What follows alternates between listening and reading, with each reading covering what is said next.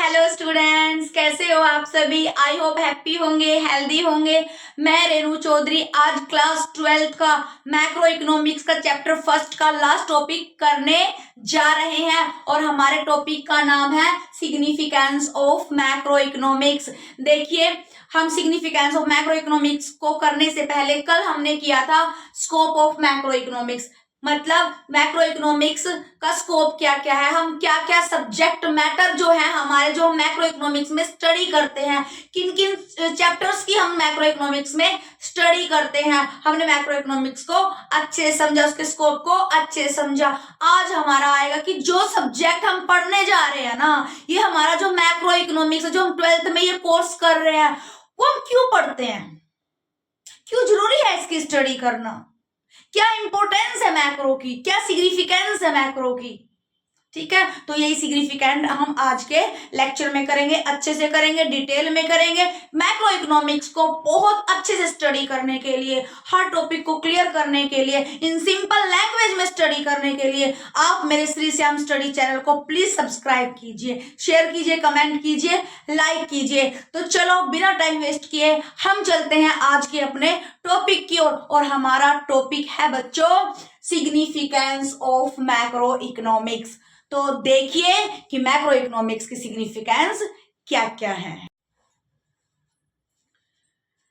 तो देखिए, significance of macro economics में हमारी फर्स्ट सिग्निफिकेंस आती है description of the economy. Macro economics जो होता है ना बच्चों, वो हमें हमारी इकोनॉमी का एक डीप डिस्क्रिप्शन ऑफर करता है। ठीक है, हमारी इकोनॉमी कैसी है इसके बारे में हमें बताता है। जैसे फर्स्ट ऑफ ऑल ये बताता है हमें नेशनल इनकम के बारे में। ठीक है, कि हमारी कंट्री की नेशनल इनकम कितनी है, और नेशनल इनकम का पता लगाए बिना हम नहीं जान सकते कि हमारी इकोनॉमिक ग्रोथ कर रही है, डेवलपमेंट कर रही है या नहीं। ठीक है, और देखिए, जब हम नेशनल इनकम को एस्टिमेट करते हैं तो उसके लिए हमें क्या करना पड़ेगा, हमारी इकोनॉमी में जो डिफरेंट काइंड की इकोनॉमिक एक्टिविटीज है ना, उसके लेवल का, उसके रोल का हमें पता लगाना पड़ेगा। ठीक है, मतलब एक नेशनल इनकम को काउंट करने के लिए हमें डिफरेंट डिफरेंट काइंड की इकोनॉमिक एक्टिविटीज के लेवल का पता चलेगा। ठीक है, तो और डिफरेंट इकोनॉमिक एक्टिविटीज का पता बेटे हम मैक्रो इकोनॉमिक्स के बिना नहीं कर सकते। तो मैक्रो इकोनॉमिक्स का जानना हमारे लिए बहुत जरूरी है, क्योंकि इसी से हम अपने नेशनल इनकम को एस्टिमेट करना सीखते हैं। इसी से हमें पता चलता है कि हमारी इकोनॉमी में डिफरेंट काइंड की इकोनॉमिक एक्टिविटीज कैसी है और वो क्या रोल प्ले करती है, वो उससे हमारी इकोनॉमी में डेवलपमेंट कितना हो रहा है। तो मैक्रो इकोनॉमिक्स की स्टडी हमारे लिए बहुत जरूरी है। सेकंड किस लिए जरूरी है, सेकंड ये हमें क्या डिस्क्रिप्शन देती है, ये हमें बताती है कि हमारी कंट्री में अनएम्प्लॉयमेंट की क्या कंडीशन है, कितना अनएम्प्लॉयमेंट हमारी कंट्री में है। क्योंकि जितना एक कंट्री में अनएम्प्लॉयमेंट ज्यादा होगा ना बेटे, वो कंट्री ग्रोथ नहीं कर पाएगी। तो अनएम्प्लॉयमेंट को समझना हमारे लिए बहुत जरूरी है। ये हमें ये भी बताएगी कि अनएम्प्लॉयमेंट कितना है, और ये हमें रेमेडीज भी देगी, जितनी भी पॉसिबल रेमेडीज होगी ना अनएम्प्लॉयमेंट को शॉर्ट आउट करने की, वो रेमेडीज भी बताएगी। तो इसलिए भी मैक्रो इकोनॉमिक्स की स्टडी करना हमारे लिए बहुत जरूरी है। फिर ये हमें बताती है बजटरी पॉलिसी के बारे में, मतलब जो हमारी इकोनॉमी में गवर्नमेंट क्या रोल प्ले करती है। ठीक है, हमारी इकोनॉमी को रेगुलेट करने के लिए हमारी गवर्नमेंट का क्या रोल है, what is the role of our government in the regulation of economic activity. तो इन सब के लिए मैक्रो इकोनॉमिक्स का जानना हमारे लिए बहुत जरूरी है। इन शॉर्ट हम कह सकते हैं कि इकोनॉमी का एक डीप डिस्क्रिप्शन हमारे सामने प्रेजेंट करता है कौन, macroeconomics. Without knowing the macroeconomics we can't know about the description of our economy. Clear हुआ? नेक्स्ट देखिए, तो मैक्रो इकोनॉमिक्स के नेक्स्ट सिग्निफिकेंस में आता है हमारा road map of growth and development. Road map of growth and development मतलब ये ग्रोथ और डेवलपमेंट का हमें एक रोड मैप देता है। रोड मैप का मतलब क्या होता है कि अगर हम अपनी कंट्री की ग्रोथ चाहते हैं, अगर हम अपनी कंट्री की डेवलपमेंट चाहते हैं तो हमें किस रास्ते चलना पड़ेगा, हमें क्या करना पड़ेगा, ये सारा का सारा रोड मैप सिर्फ मैक्रो इकोनॉमिक्स देता है। अच्छा आप मुझे ये बताओ, हम अपनी कंट्री की ग्रोथ चाहते हैं, डेवलपमेंट चाहते हैं, उसके लिए हम क्या करते हैं? उसके लिए हमारे जो कंट्री के गवर्नमेंट एजेंट होते हैं वो डिफरेंट काइंड की पॉलिसीज बनाते हैं, डिफरेंट काइंड के प्रोग्राम्स बनाते हैं। तो मुझे ये बताइए, क्या बिना मैक्रो इकोनॉमिक्स को जाने हम अपने देश के लिए पॉलिसीज और प्रोग्राम्स बना सकते हैं? नहीं बना सकते, इम्पॉसिबल है। जो गवर्नमेंट एजेंट होते हैं ना, उन्हें हमारी मैक्रो इकोनॉमिक्स की कंप्लीट इंफॉर्मेशन होती है and after that they make policies and programmes for the growth and development of our country. तो इन सिंपल लैंग्वेज हम कह सकते हैं कि मैक्रो इकोनॉमिक्स को जाने बिना हम अपनी कंट्री को ग्रोथ और डेवलपमेंट के पाथ पर नहीं ले जा सकते।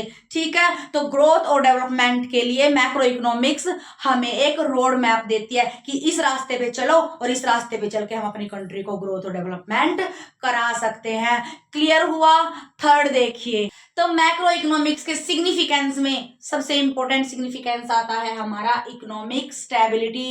इकोनॉमिक्स में स्टेबिलिटी होना बहुत जरूरी है if we want growth and development of our economy. अगर हम अपनी इकोनॉमी की बेटे ग्रोथ चाहते हैं, हम चाहते हैं कि हमारी इकोनॉमी डेवलपमेंट करे, तो उसके लिए हमारी इकोनॉमी में स्टेबिलिटी होना बहुत जरूरी है। देखिए इकोनॉमिक स्टेबिलिटी होता क्या है, हमारी इकोनॉमी में डिमांड एंड सप्लाई कभी भी सेम नहीं रहती। ठीक है, कभी डिमांड हाई हो जाती है, कभी सप्लाई कम हो जाएगी, तो ये डिमांड सप्लाई जो है ना, ये अप्स एंड डाउन होती रहेंगी, जिसकी वजह से जो प्राइस ऑफ कमोडिटी है, प्राइस ऑफ सर्विसेज है, वो भी अप्स एंड डाउन रहेंगी। ठीक है, अगर प्राइस ज्यादा हो जाती है तो उससे हमारी इकोनॉमी में इन्फ्लेशन आ जाएगा, जिससे भी हमारी इकोनॉमी स्टेबल नहीं रहेगी। और अगर प्राइस बिल्कुल लो हो जाते हैं तो उसे डिफ्लेशन कहेंगे, उससे हमारी इकोनॉमी ग्रोथ नहीं कर पाएगी। तो इन्फ्लेशन भी हमारी इकोनॉमी के लिए सही नहीं है और डिफ्लेशन भी हमारी इकोनॉमी के लिए सही नहीं है।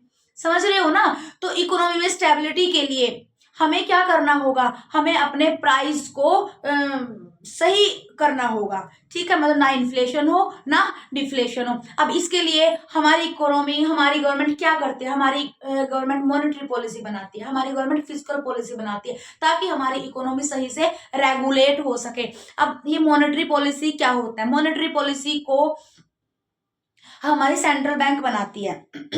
ठीक है, सेंट्रल बैंक बनाता है, उसे क्या कर, जो हमारी इकोनॉमी में मनी फ्लो होता है ना, उसको रेगुलेट करता है। अगर मनी फ्लो ज्यादा है तब उसे रेगुलेट करेगा, अगर मनी फ्लो बिल्कुल ही कम है तब उसे सही कंडीशन में लेके आएगा। ठीक है, तो हमारी इकोनॉमी में जो भी मनी फ्लो को कंट्रोल करने के लिए हमारा सेंट्रल बैंक जिन टूल्स का यूज करता है वो सारे मॉनेटरी पॉलिसी हैं। ठीक है, मॉनेटरी पॉलिसी क्या होता है, मनी सप्लाई को कंट्रोल करता है, किसमें? इकोनॉमी में। ठीक है, और वो टूल्स कौन कौन से हैं? जैसे आपका रेपो रेट है, बैंक रेट है, रिवर्स रेपो रेट है, ठीक है, ओपन मार्केट ऑपरेशन है। ठीक है, इन सब टूल्स के थ्रू, ये हम बैंक वाले चैप्टर में करेंगे, इन सब टूल्स के थ्रू हमारा सेंट्रल बैंक इकोनॉमी में मनी सप्लाई को कंट्रोल करता है और इसे ही मॉनेटरी पॉलिसी कहते हैं। अब पॉलिसी, फिस्कल पॉलिसी क्या होता है? फिस्कल पॉलिसी को हम बजटरी पॉलिसी भी कहते हैं।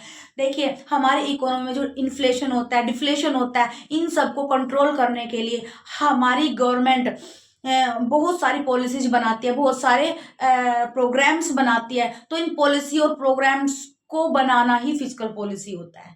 ठीक है, तो हमारी इकोनॉमी में स्टेबिलिटी हो, इसलिए तो गवर्नमेंट ऐसा करती है, अलग अलग तरह के प्रोग्राम्स लाती है, अलग अलग तरह की पॉलिसीज लाती है। आप आंसर दीजिए मुझे, क्या मैक्रो इकोनॉमिक्स को जाने बिना हम अपनी कंट्री के लिए फिस्कल पॉलिसी बना सकते हैं? अपनी कंट्री की ग्रोथ एंड डेवलपमेंट के लिए मॉनेटरी पॉलिसी, बजटरी पॉलिसी बना सकते हैं? क्या हम बिना मैक्रो इकोनॉमिक्स को जाने अपनी इकोनॉमी को स्टेबल कर सकते हैं? नहीं कर सकते। तो इन सब के लिए हमें मैक्रो इकोनॉमिक्स को जानना बहुत जरूरी है, और ये economic stability significance of macroeconomics का मेन सिग्निफिकेंस है। अब देखिए नेक्स्ट सिग्निफिकेंस। तो सिग्निफिकेंस ऑफ मैक्रो इकोनॉमिक्स की नेक्स्ट सिग्निफिकेंस आती है हमारी बीओपी स्टेटस। बीओपी मतलब बैलेंस ऑफ पेमेंट का स्टेटस कैसा है, मतलब इसका मतलब क्या है कि the performance of our country in relation to rest of the world, कि हमारी कंट्री का स्टेटस क्या है रेस्ट ऑफ द वर्ल्ड के साथ। मतलब export import, in simple language export and import, मतलब हमारी एक्सपोर्ट की कैपेसिटी कितनी है, हम कितना एक्सपोर्ट कर सकते हैं, ठीक है, हमारे इंपोर्ट का कंपल्सन कितना है, कितना हम इंपोर्ट करते हैं अदर कंट्री से हम अपनी कंट्री में। देखिए जिस कंट्री का एक्सपोर्ट ज़्यादा होता है वो कंट्री उतना ही ग्रोथ करती है, उतना ही डेवलपमेंट करती है, मतलब इंपोर्ट से ज़्यादा एक्सपोर्ट होना चाहिए। लेकिन अगर हमारा एक्सपोर्ट कम है, इंपोर्ट ज़्यादा है, तो हमारी कंट्री ग्रोथ नहीं कर पाएगी, ठीक है। तो मतलब हमारी परफॉर्मेंस क्या है रेस्ट ऑफ द वर्ल्ड के साथ, ठीक है, हमारा एक्सपोर्ट की कंडीशन क्या है, हमारी इंपोर्ट की कंडीशन क्या है, मतलब हमारी कंट्री ग्रोथ कर रही है या नहीं कर रही है, ठीक है। हमारी ग्रोथ कंडीशन क्या है, ये सब जानने के लिए हमें बीओपी का पता होना जरूरी है, हमें बीओपी का स्टेटस पता होना जरूरी है, ठीक है। और बीओपी का पता बेटे हम मैक्रो इकोनॉमिक्स के बिना नहीं लगा सकते। तो मैक्रो इकोनॉमिक्स को जानने के बाद ही हमें हमारी कंट्री की ट्रेड साइकिल के बारे में पता चलता है, हमारी कंट्री की परफॉर्मेंस के बारे में पता चलता है कि रेस्ट ऑफ द वर्ल्ड हमें हमारी कंट्री की परफॉर्मेंस क्या है। समझ आया? नेक्स्ट सिग्निफिकेंस देखिए। तो नेक्स्ट सिग्निफिकेंस आता है हमारा problem of poverty. Problem of poverty, poverty की समस्या, जो पॉवर्टी की प्रॉब्लम है वो एक सीरियस प्रॉब्लम है, ठीक है। जब तक एक कंट्री में पॉवर्टी रहेगी वो कैसे ग्रोथ कर पाएगा, वो कैसे डेवलपमेंट कर पाएगा, ठीक है। तो अब ये पॉवर्टी के बारे में हमें कब पता चलेगा, जब हमें मैक्रो इकोनॉमिक्स की नॉलेज होगी, ठीक है, जब हमें नॉलेज होगी इकोनॉमी एज अ होल की, ठीक है। फिर ये पॉवर्टी है, इसको दूर कैसे कर सकते हैं, इस प्रॉब्लम को दूर करने की जो पॉसिबल रेमेडीज है वो क्या क्या है, ठीक है, वो क्या देगी, वो इकोनॉमिक थ्योरीज देगी हमें। इकोनॉमिक्स थ्योरीज हमें बताएगी कि हमारी कंट्री में कितनी पॉवर्टी है, पॉवर्टी का लेवल क्या है हमारी कंट्री में। फिर ये जो पॉवर्टी है इसको हम दूर कैसे कर सकते हैं, इसको दूर करने के लिए हम कौन कौन सी पॉलिसीज अपनी कंट्री में लेके आ सकते हैं, कौन कौन से प्रोग्राम्स कर सकते हैं, वो गवर्नमेंट को भी सलाह देती है, ठीक है। और गवर्नमेंट पॉलिसीज और प्रोग्राम तभी बना पाएगी जब गवर्नमेंट को हमारे मैक्रो इकोनॉमिक्स की का नॉलेज होगा। समझ रहे हो ना आप ये बात? तो प्रॉब्लम ऑफ पॉवर्टी के बारे में भी हमें तभी पता चलता है जब हम मैक्रो इकोनॉमिक्स की स्टडी करते हैं। पॉवर्टी की प्रॉब्लम का पता चलता है, पॉवर्टी की प्रॉब्लम को कैसे शॉर्ट आउट करते हैं, शॉर्ट आउट करने के लिए कौन कौन सी पॉलिसीज बनानी है, कौन कौन से प्रोग्राम बनाने हैं, ठीक है। मतलब जो भी पॉसिबल रेमेडीज हो सकती हैं पॉवर्टी को दूर करने के लिए, वो सारी की सारी हमें मैक्रो इकोनॉमिक्स पढ़ने के बाद ही पता चलता है। समझ आया? नेक्स्ट देख, मैक्रो इकोनॉमिक्स की सिग्निफिकेंट में नेक्स्ट सिग्निफिकेंट आता है एनवायरमेंट पोल्यूशन। मतलब हमें मैक्रो इकोनॉमिक्स को पढ़ने के बाद पता चलता है कि हमारी इकोनॉमी में, हमारी कंट्री में एनवायरमेंट पोल्यूशन कितना है, जैसे नॉइज पोल्यूशन है वो कितना है, वो कैसे हमारी कंट्री के पीपल्स को अफेक्ट कर रहा है, वाटर पोल्यूशन कितना है, जैसे हम ग्रोथ के रास्ते पे चल रहे हैं, ठीक है, हमने बहुत ग्रोथ कर ली, हमें बहुत सारी फैक्ट्री बना ली, ठीक है, लेकिन उस फैक्ट्री से हमारे जो सोशल पोल्यूशन तो नहीं बढ़ रहा, उससे हमारी जो कंट्री के जो पीपल है वो तो नहीं अफेक्ट हो रहे, ठीक है। मतलब उससे कई सारी बीमारियां पैदा हो सकती हैं, ठीक है, जैसे फैक्ट्री से गंदा पानी निकलता है वो डायरेक्ट नदियों में तो नहीं बहाया जा रहा, ठीक है, जो वहां से बहुत ज्यादा शोर आता है उससे हमारा साउंड पोल्यूशन कितना हो रहा है, ठीक है, ये सब को के बारे में पता लगाएंगे। फिर जो धुआं निकलता है फैक्ट्री से उससे एयर पोल्यूशन होता है, जो बड़े बड़े वाहन चलते हैं, क्योंकि जब एक कंट्री प्रोग्रेस के पाथ पे होगी, डेवलपमेंट के पाथ पे होगी, ठीक है, तो उससे पोल्यूशन होने का जो खतरा है, जो डेंजर है वो ज्यादा बढ़ जाता है, ठीक है। तो उससे ये कहेंगे कि हम ग्रोथ तो कर रहे हैं, ठीक है, लेकिन उससे हमारी कंट्री के पीपल अफेक्ट तो नहीं हो रही, ये भी तो हमें ही देखना है, ठीक है, प्रोग्रेस करनी है लेकिन इस कॉस्ट पे नहीं कि हमारी कंट्री के लोगों को उसकी कीमत चुकानी पड़े, ठीक है, तो उनकी हेल्थ पे उनके साइड इफेक्ट पड़े पोल्यूशन के। तो ये एनवायरमेंट पोल्यूशन को एड्रेस करती है, किससे? मैक्रो मॉडल से, ठीक है। फिर उस पोल्यूशन को रिड्यूस करने के भी हमें रेमेडीज देती है, ठीक है। तो हम एनवायरमेंट पोल्यूशन के बारे में भी जानकारी ले सकते हैं, किससे? मैक्रो इकोनॉमिक्स से। नेक्स्ट देखिए, समझ में तो आ रहा है ना?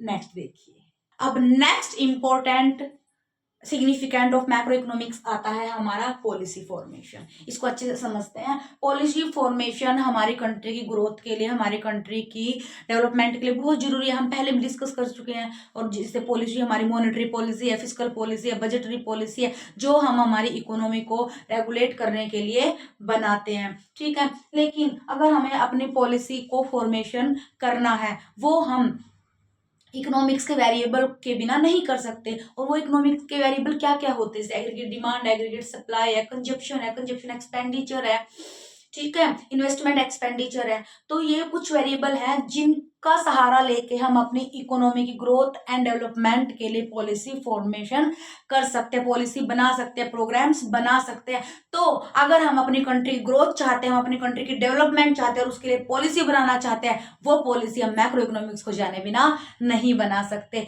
तो हमारे जो गवर्नमेंट के एजेंट होते हैं ना, वो पॉलिसी तभी बना पाएंगे जब उन्हें मैक्रो इकोनॉमिक्स का पूरा नॉलेज होगा, ठीक है। समझ आया? यहां तक क्लियर हुआ? इन शॉर्ट हम कह सकते हैं कि मैक्रो इकोनॉमिक्स हमारे लिए बहुत इंपॉर्टेंट है, बहुत एसेंशियल है। अगर हम हमारी इकोनॉमी की ग्रोथ चाहते हैं, डेवलपमेंट चाहते हैं और उसके लिए हमें पॉलिसीज बनानी है, तब भी हमें मैक्रो इकोनॉमिक्स की जरूरत पड़ेगी। और अगर हम चाहते हैं कि हमारी इकोनॉमी के बारे में हम जानना चाहते हैं, हमारे इकोनॉमी की परफॉर्मेंस के बारे में जानना चाहते हैं कि हमारी इकोनॉमी की क्या परफॉर्मेंस है, तभी हमें मैक्रो इकोनॉमिक्स के वेरिएबल को जानना बहुत जरूरी है, मैक्रो इकोनॉमिक्स के मॉडल्स को जानना बहुत जरूरी है। In short we can say that the knowledge of macroeconomics variable and macroeconomic models is most essential for us to knowing the economic performance and formulation of policies and programs for growth and development of our economy। समझ आया macro economics हमारे लिए क्यों जरूरी है? तो मैंने भाई बहुत कोशिश की आपको मैक्रो इकोनॉमिक्स की सिग्निफिकेंस को अच्छे से समझाने की, लेकिन फिर भी अगर कोई डाउट हो तो आप कमेंट बॉक्स में कमेंट जरूर करना। मैं आपकी प्रॉब्लम को शॉर्ट आउट करने की पूरी कोशिश करूंगी। तो आज हमारा ये चैप्टर खत्म हो जाता है, चैप्टर फर्स्ट। तो thank you so much for watching my video।